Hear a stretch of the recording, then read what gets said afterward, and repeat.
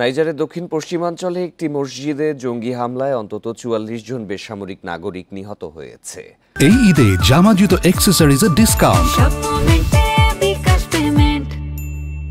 শুক্রবারের এই হামলায় আহত হয়েছেন ১৩ জন।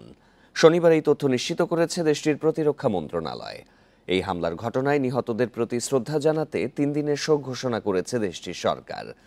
প্রতিরক্ষা মন্ত্রণালয় এক বিবৃতিতে জানিয়েছে, শুক্রবার কোকোরো শহরের একটি মসজিদ ঘিরে নামাজরত মুসল্লিদের ওপর হামলা চালায় হামলাকারীরা।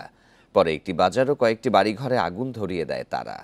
এর জন্য পশ্চিম আফ্রিকার সশস্ত্র ইসলামপন্থী গোষ্ঠী EIGS-কে দায়ী করেছে কর্তৃপক্ষ। স্থানীয় এই গোষ্ঠীটি আন্তর্জাতিক জঙ্গি গোষ্ঠী আল কায়েদা ও ইসলামিক স্টেটের অনুসারী।